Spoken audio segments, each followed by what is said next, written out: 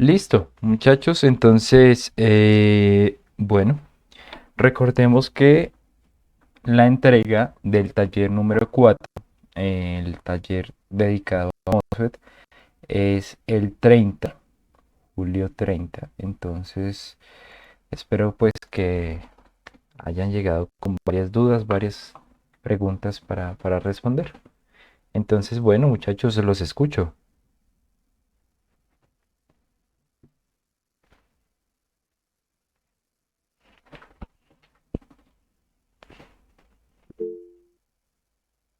David, claro, puede continuar. Hola, buenos días, profe. Hola, buenos días. Profe, yo tengo dos dudas. Ok. La primera es respecto al límite de la pequeña señal, que la verdad no tengo muy claro cómo se calcula.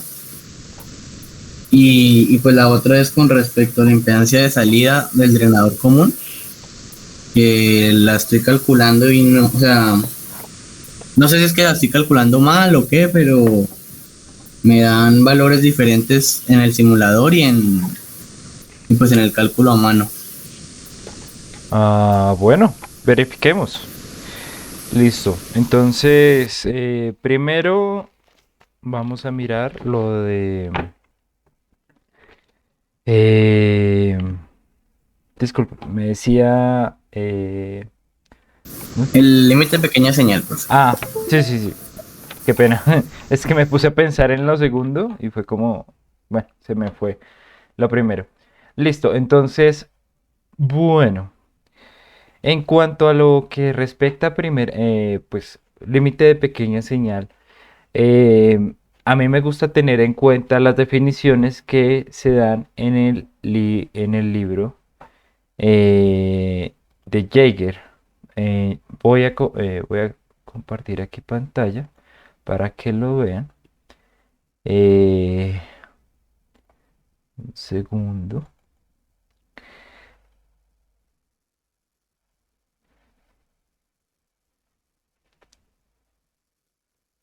Mm, Puchica, lo tengo. Está este libro.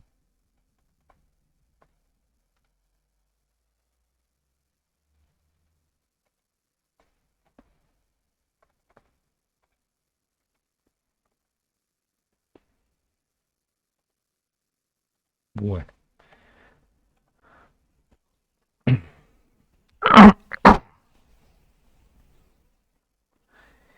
listo. Entonces, si nunca lo habían visto, este es el libro de Jaeger, Microelectronic Circuit Design. Esta es la cuarta edición.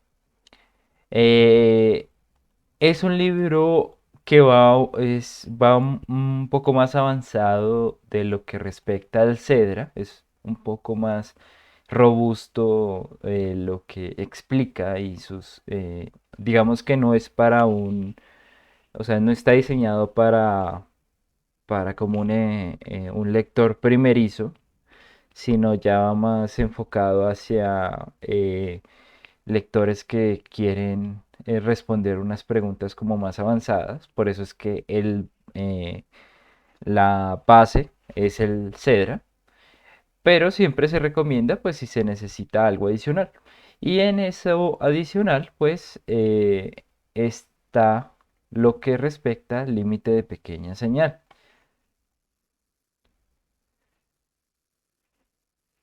Ah, mira si es por acá, sí.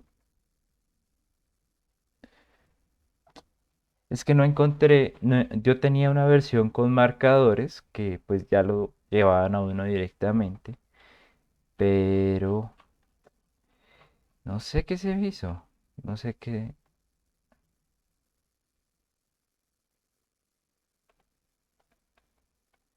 Bueno, entonces,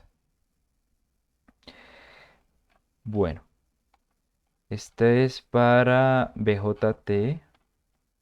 Vamos a buscar la versión para MOSFET. Esto. Listo, entonces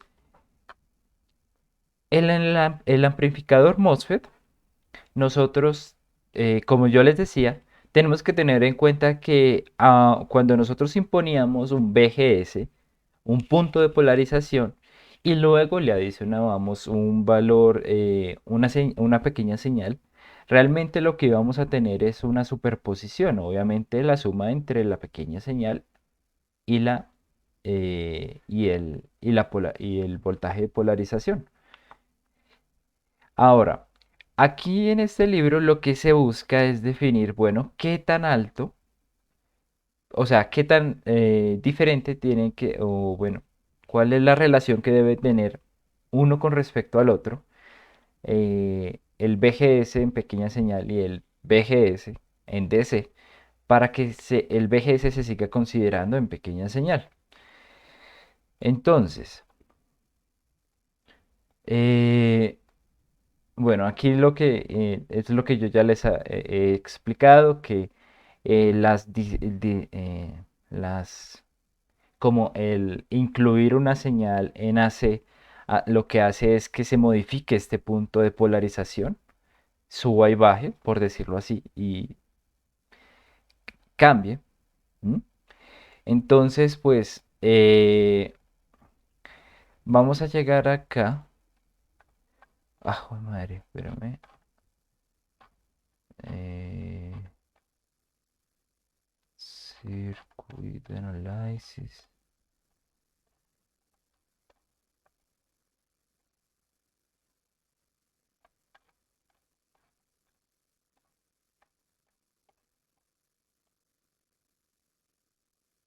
Comentarios.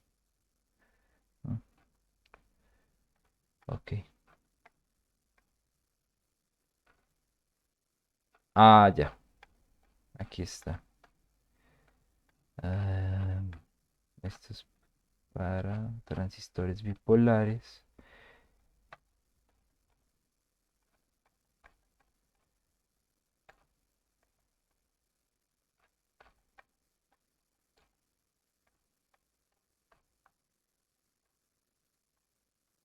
PNP. ¿Cómo no?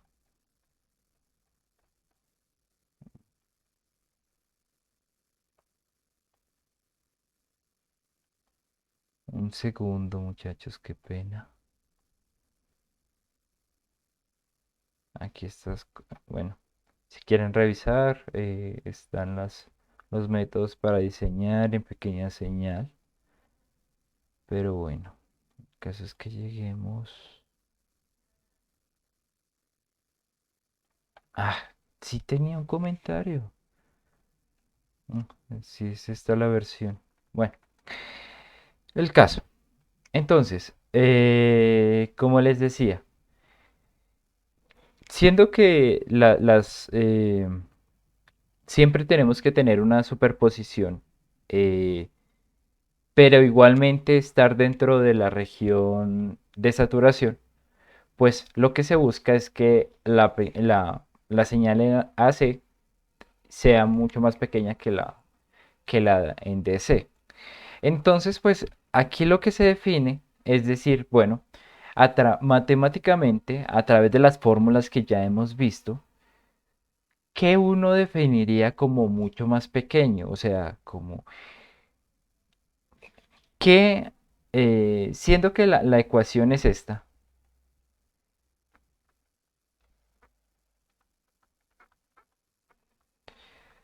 la ecuación de saturación,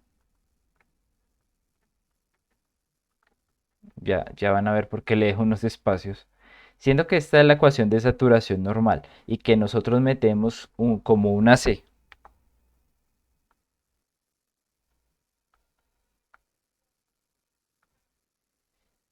tanto acá, o sea, perdón, metemos un BGS, una señal en AC en el BGS, pues eso va a tener repercusiones en la ID. Bueno, esto pues ya lo he explicado antes. Pero entonces lo que va a decir este libro es que nosotros como queremos una amplificación lineal, tenemos que hacer una aproximación para ver qué valor del BGS es tan grande que ya no va a ser una amplificación lineal, sino va a ser una amplificación cuadrática, ¿sí? O sea, lo que quiere definir este procedimiento que estamos viendo acá, pues sin repasarlo todo, porque pues me parece de pronto improcedente y pues hasta un poco cansón, es hasta qué punto BGS en pequeña señal puede ser tan grande que ya se note que la amplificación no es lineal, sino cuadrática, ¿sí? Entonces, lo que va a definir acá es una serie de reglas, por ejemplo esta, para que el BGS no sobrepase una cantidad dada a este que consideramos pues el punto de polarización. Y al final llegamos a esta relación, que es la que a mí más me gusta, en donde la pequeña señal ID, la relación entre la pequeña señal y la gran señal, por decirlo así, si cumple si cumple esto, se considera que todavía estamos en pequeña señal. Podemos utilizar cualquiera de los dos. Podemos utilizar la relación en voltaje,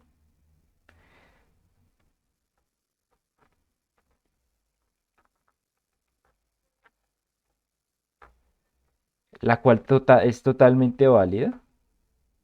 Digamos que para algunas configuraciones es mucho más fácil utilizar este. Bueno, pongámosle sin BT, así como nosotros lo conocemos.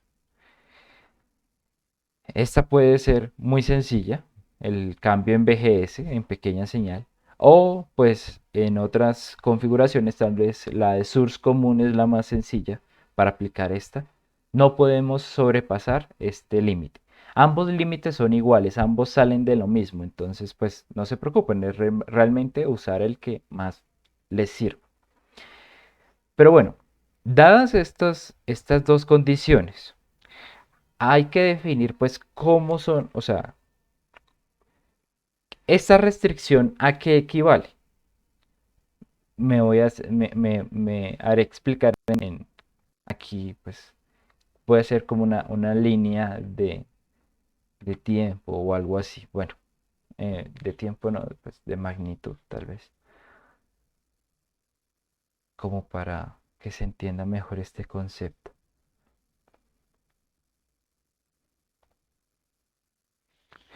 Entonces, siendo este cero, o sea, el punto de inicio, y este, pongamos la regla.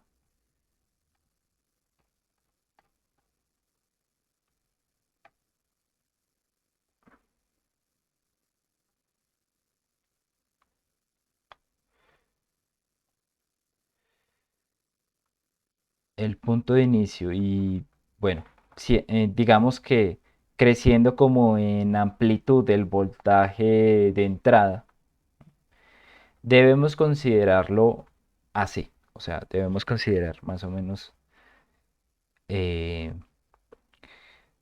algo así. Bueno, obviamente si no aplicamos un voltaje de entrada, pues el voltaje AC dentro del circuito va a ser cero. Ahora, si empezamos a ampliarlo, va a llegar a un punto en que sobrepase el límite de pequeña señal.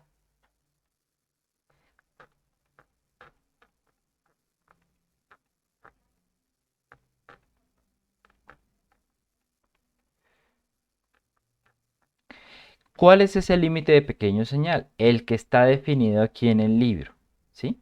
Entonces pongámosle aquí la condición. ID sobre ID menor o igual a 0.4. ¿Mm? Hasta acá es como llegar a, o sea, esto es zona segura, por decirlo así. Este rango. Aquí vamos o sea, sí o sí vamos a estar en saturación,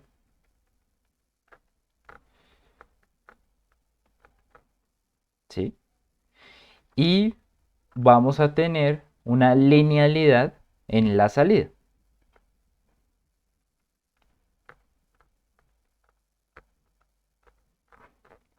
Entonces, pues, si estamos dentro de este rango, está en eh, nuestro amplificador va a funcionar a las mil maravillas. ¿Sí? Ahora, más allá del límite de pequeña señal, nosotros podemos pasarnos un poco. ¿Sí? Digamos que no cumplir esta regla.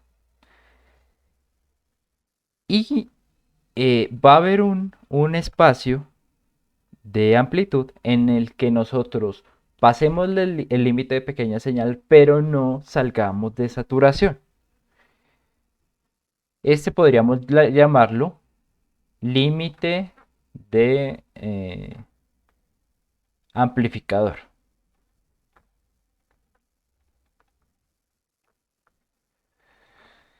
Que es el punto en donde, bueno, no aseguramos la linealidad 100%, pero vamos a estar siempre en saturación.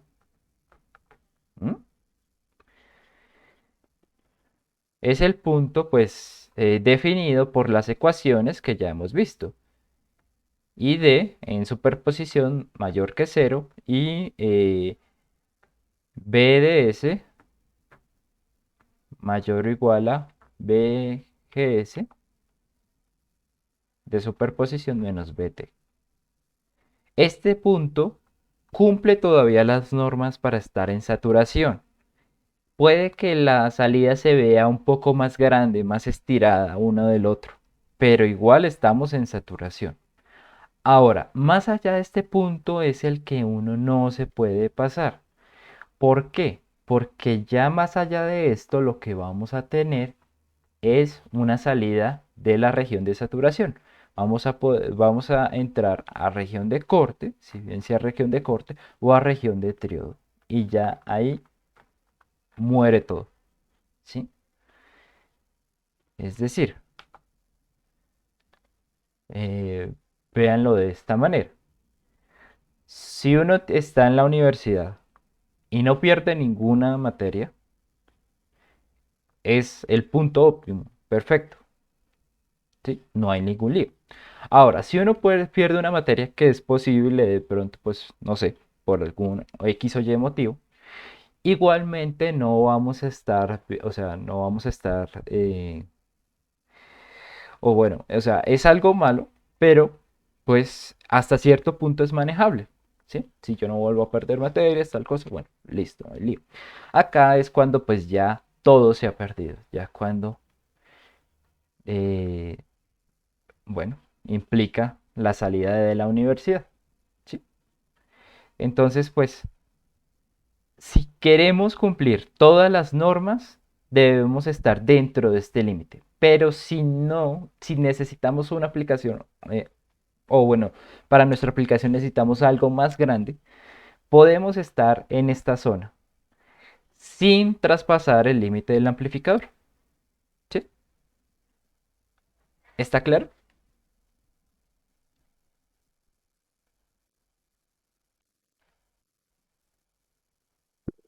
Perfecto. Listo. Ahora vamos con la segunda duda, que era la de por qué no le da la ecuación de el, De la impedancia. sí, la impedancia. Eh, Profe, pues, es que tengo la duda al respecto porque en las ecuaciones que su merced nos mandó, tengo entendido que la impedancia de salida para el DRIN común se calcula como 1/GM, ¿sí? Sobre la transconductancia, creo que se llama. sí, sí, Como señor. y entonces cuando lo calculo así, me da un valor de como de 9.46 ohms. Ujú. Y pues al compararlo con el simulador, ahí es donde tengo la duda porque pues primero no sé muy bien cómo sacarlo. Y un compañero me dijo que si usaba la tensión de salida sobre la corriente que circula en la malla del capacitor, No Ujú. sé si me hago entender. Digamos, en el source tengo la resistencia R sub S, el capacitor y la resistencia de carga. Ujú. Entonces que si usaba la tensión de salida sobre la corriente que circula por esa malla, entonces que con eso calculaba la impedancia de salida con ayuda del simulador. Pero calculándolo así me da un valor de como de 100 ohmios. No sé si de pronto es que estoy calculando mal la impedancia con el simulador o... Sí, no, esta manera no es la adecuada. Eh, si nos podría compartir de pronto su diseño y lo pudiéramos mirar. eh, y le indico cómo se mide la impedancia de salida de una forma correcta. Listo, profe, ya presento. Listo.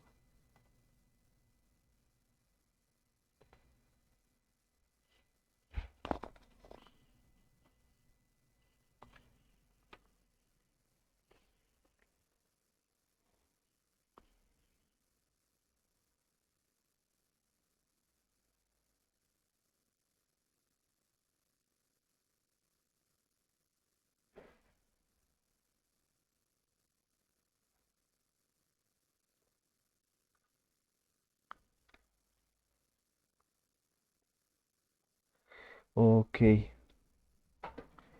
¿De cuánto es la corriente?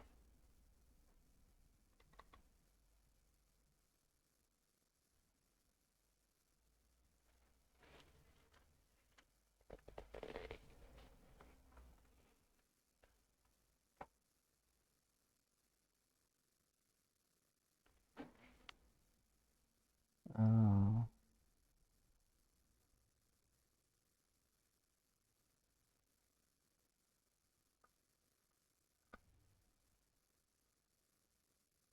ese es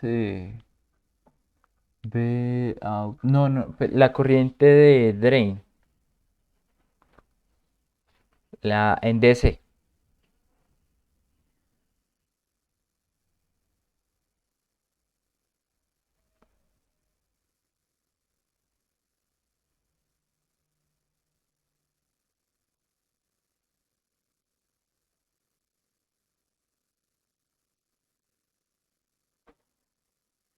Ok.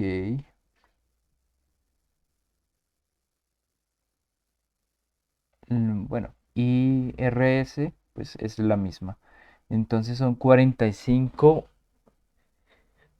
45 miliamperios, bastante alta, pero bueno, listo, perfecto. Ok, bueno, listo, entonces de un momento son 180, 100, y bueno, yo creo que ya, 180, 100,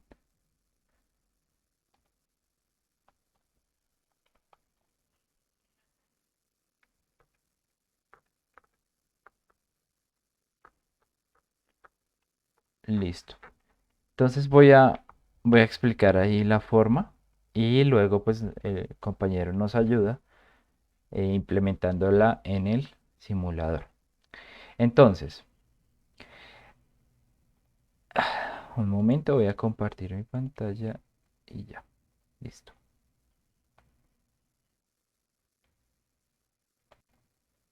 Bueno, tenemos estos datos por acá, pero bueno.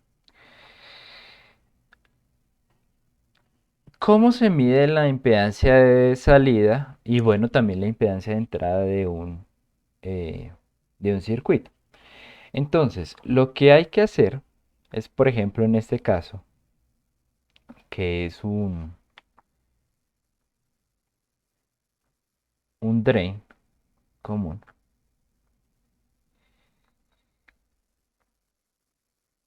La idea es averiguar la impedancia a partir de medir qué tanto se cae, por ejemplo, la salida según la carga que está implementando. Me explico. Bueno, El procedimiento es el siguiente. Siendo que, por ejemplo, el compañero tenía esta de 180 y pues la idea es poner, o sea, bueno, normalmente, o bueno, para este circuito, uy, ¿por qué se redujo?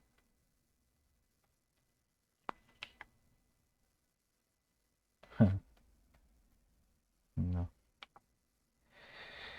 Eh, la idea del compañero era, o sea, o bueno, la idea que se da es de poner una de 100, pues a partir de poner esta va a haber una caída de tensión, ¿sí? O sea, dado que se distribuye de manera distinta o bueno, se distribuye de una u otra manera la resistencia, perdón, el voltaje que se amplifica. ¿Sí? Entonces, ¿cuál es el procedimiento? Primero vamos a quitar esta de 100, ¿sí? Para medir la impedancia vamos a separar esto y vamos a hacer una medición estando el circuito abierto, por decirlo así, ¿sí?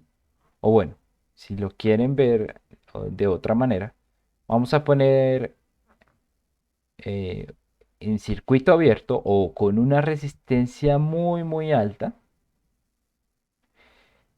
aquí la salida y vamos a medir cuánto es bajo una resistencia muy alta o simplemente si no hay resistencia pues perfecto.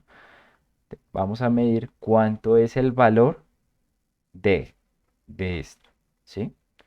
Digamos, no sé, digan ustedes 10, por decirlo así. Mm,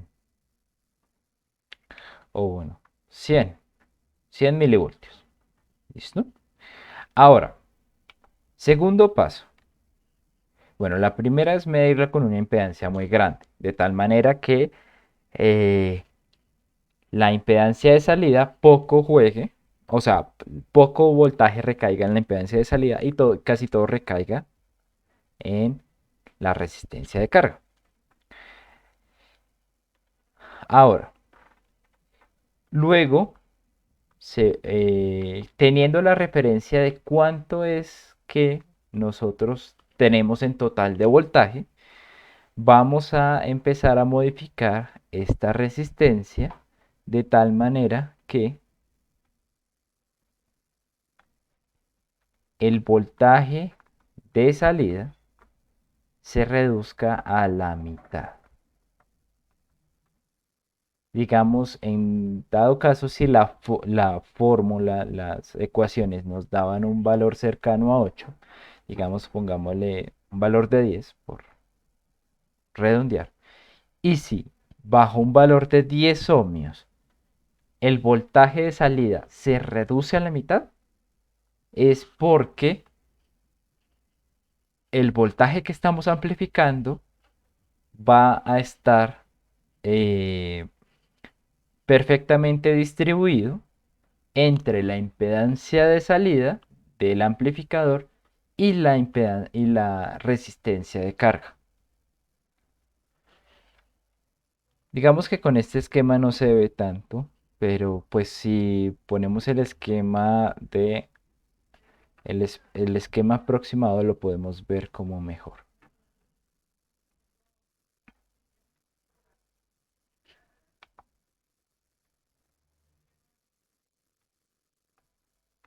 Así, como ya saben, así es que se representa un amplificador, cualquiera que ustedes deseen, ¿sí?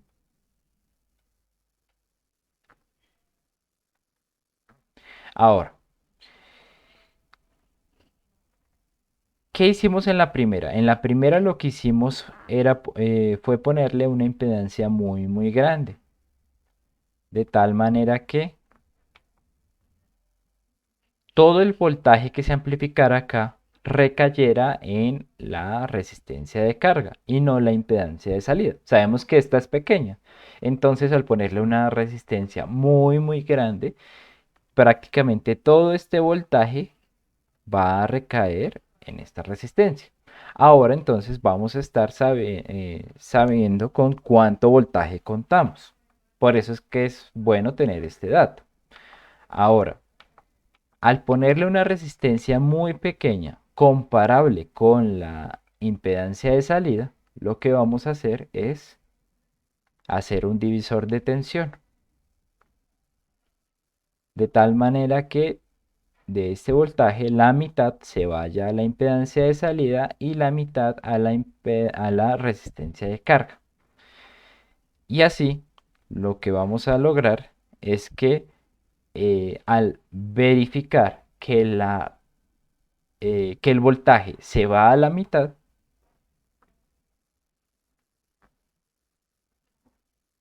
si este voltaje se va a la mitad, lo que estamos verificando es que esta impedancia es igual a esta. Y pues esa es la idea. Entonces, no sé si quedó del todo claro, si no, pues vamos a verlo con el ejemplo de pronto del compañero y ahí pues ya de una vez sale de dudas de en cuánto es su impedancia de salida de este amplificador.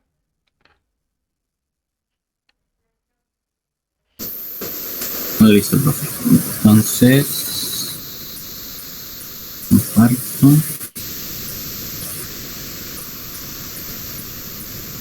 Entonces, me dice, profe, que el primer paso es aumentar esto, digamos 100K, Ujú. y me da un valor de como 188 milivoltios. Ok, Entonces,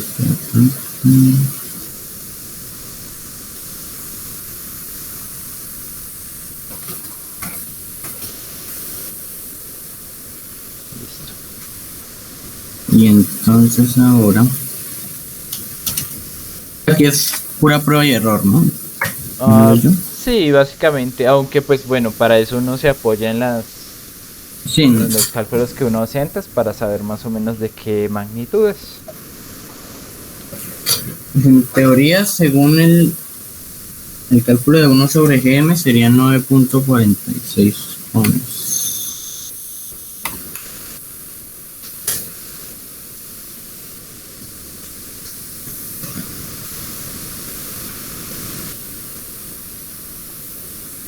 Y ahora están saliendo 92. Sí, es prácticamente la mitad. Exacto. Entonces sí, efectivamente, esa sí es su impedancia de salida. Ah, listo, profe, muchas gracias. Vale, sí, no hay No, problema. no. Buen amplificador si lo quiero utilizar como para lo que es el proyecto, ¿no? No. Pues la impedancia es muy pequeña. Bueno, listo, compañero. Muchas gracias, profe. Vale, sí, señor. ¿Más dudas, muchachos?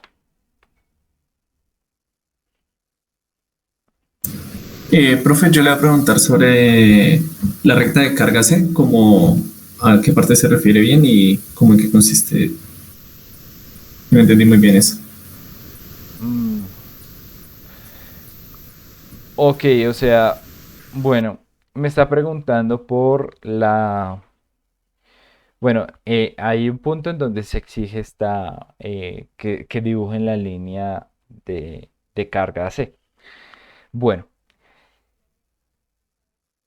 yo ya di una clase solamente de esto, pero pues lo más rescatable, sin pues meternos en cómo se saca tal cosa, lo que determina esta recta es cómo, pues, imaginemos, aquí esperemos que yo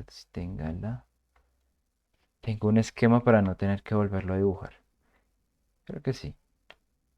Bueno, no, dibujémoslo de nuevo. Bueno, imaginemos este esquema.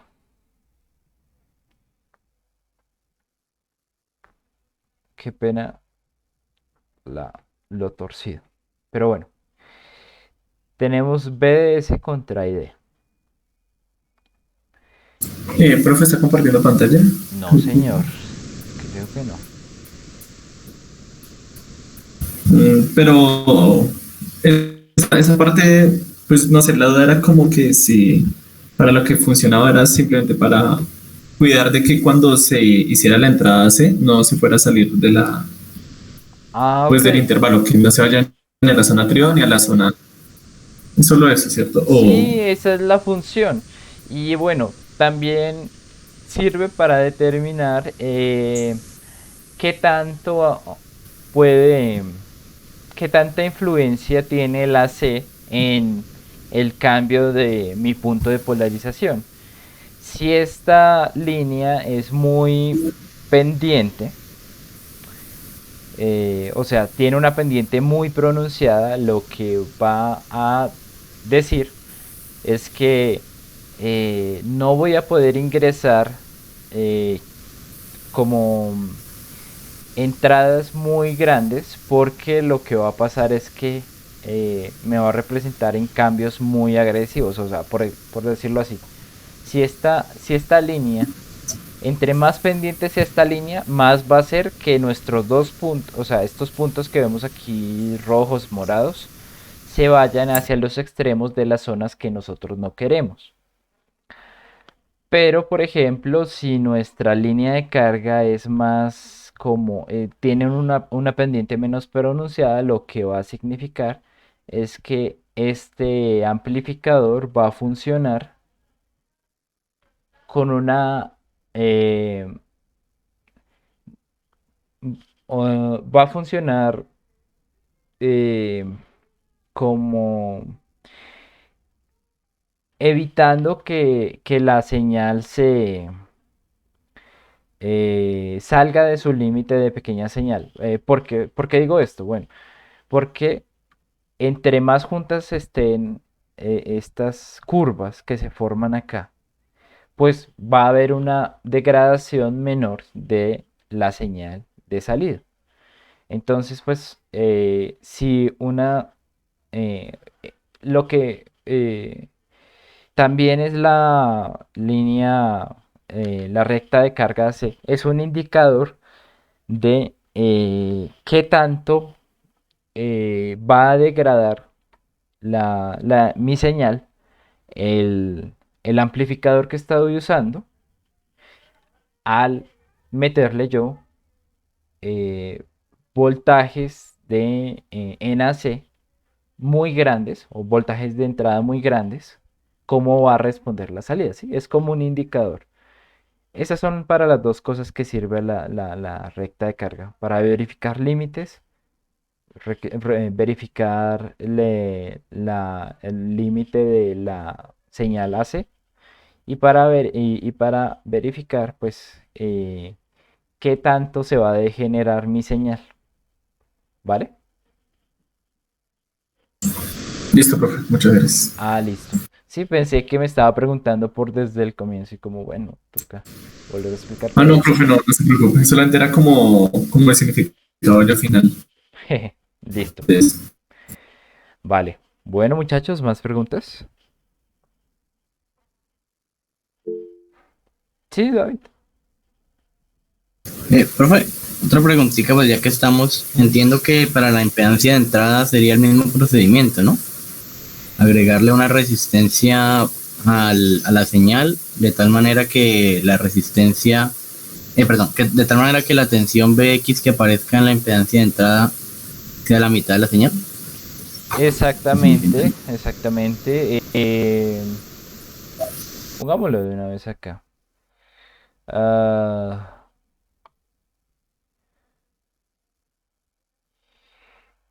claro, entonces para medir la impedancia de entrada, pues lo que necesitamos es, bueno, pongamos aquí las resistencias que faltan.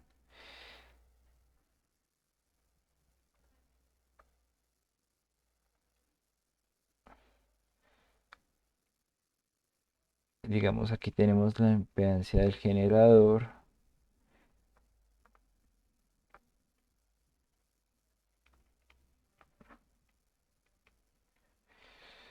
Lo que vamos a hacer es adicionarle antes del condensador una resistencia adicional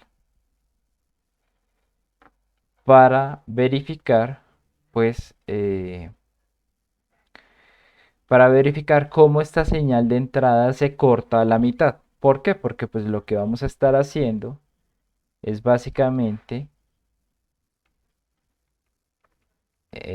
incluyendo otra resistencia, pongámosla aquí en rojo para que se diferencie. Vamos a estar metiendo otra diferencia para que haya un divisor de tensión que yo pueda verificar de manera pues muy, muy simple. Entonces, ah, lo que vamos a hacer es, bueno, primero medirlo sabiendo que la relación entre la resistencia de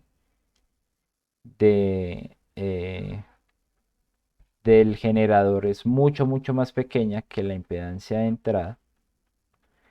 Vamos a medir el voltaje que recae acá. Vamos a medir el voltaje que recae entre gate y source.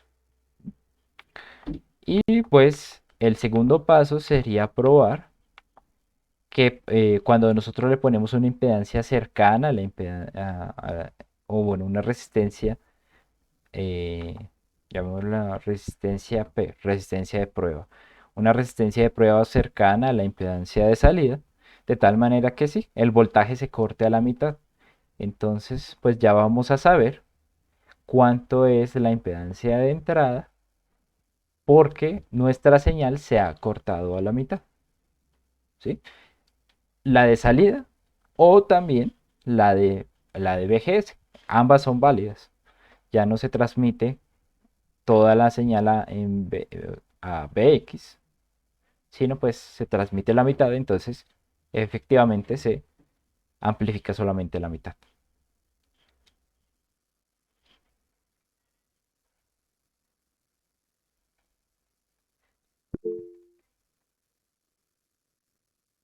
Listo, vale. Muy buenas dudas, interesantes. Listo. ¿Alguna otra duda, compañeros? ¿O ya está todo claro? Todo, sí, o sea, todo está claro para poder terminar el taller y entregarlo correctamente el viernes.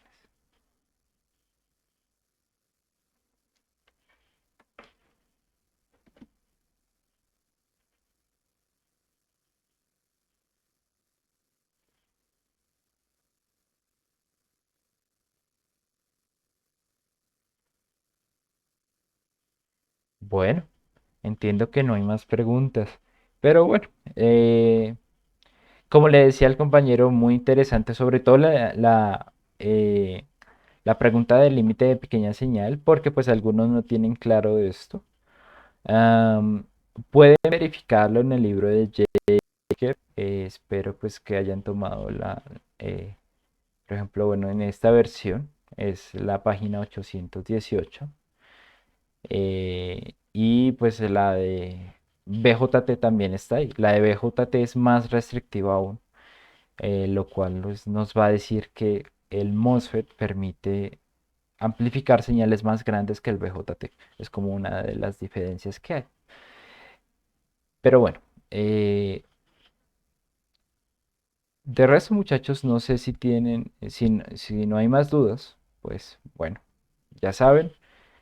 Cosas que salgan adicionalmente cuando ya vayan terminando, por el chat, bueno, perdón, por el foro del Classroom, por el correo o directamente asistiendo a otras sesiones. ¿Listo?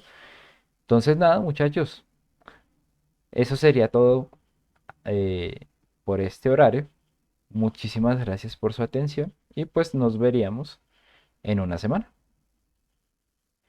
Por favor, verifiquen lo que voy a explicar en alguno de los otros videos, pues en el que sí haya sesión, no haya solamente sesión de dudas, ¿vale? Es algo que les va a servir mucho para la primera parte del taller de BJT, la parte de caracterización, ¿listo? Bueno, muchachos, entonces, gracias y nos veremos la próxima semana. Lo mismo, feliz día y feliz semana. Hasta luego.